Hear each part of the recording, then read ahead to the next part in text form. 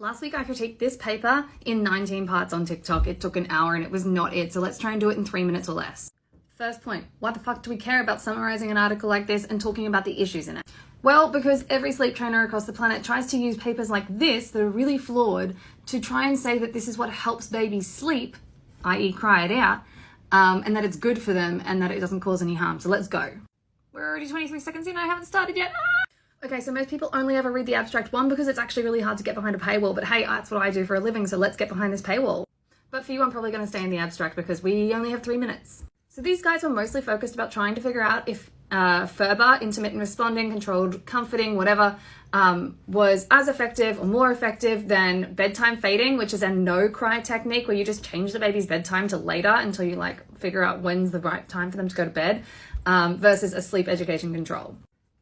Red flag number one, they only had 43 infants, which is fine. I get it, it's really hard to get kids, but they were 6 to 16 months. That's a way too big age range for such a teeny tiny sample size. So we have to take everything that they found in this study with a significant grain of salt.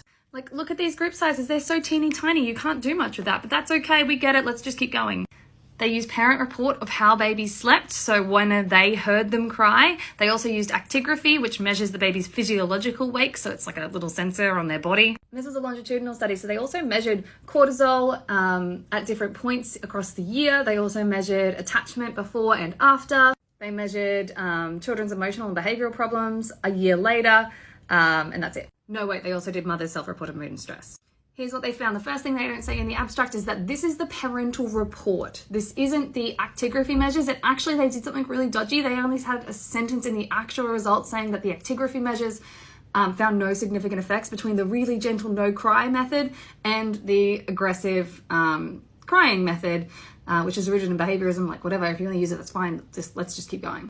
One thing they also didn't do in this study was they didn't actually track whether parents adhered to either of the methods. They just said, this is the one you're doing. And then that was it. They didn't actually say, did you use that method or did you switch to cry it out? Did you switch to gentle? What happened? So already all of their findings are already in great contest. Anyways, they said that they found that for the graduated extinction group, their sleep improvements were greater than the bedtime fading group, but they still found improvements in the bedtime fading group. The sleep education control was all about basically sleep training from what I can gather. And they didn't ask in that control group what kind of methods they used with the kids. So their cortisol didn't show much, but hey, they had really small sample sizes. It was over the course of a year. So I'm not surprised. We can't really say much from that. Neither of the sleep training methods actually improved mother's stress or mood. And a year later, when babies were still toddlers, there was no significant emotional or behavioral problems.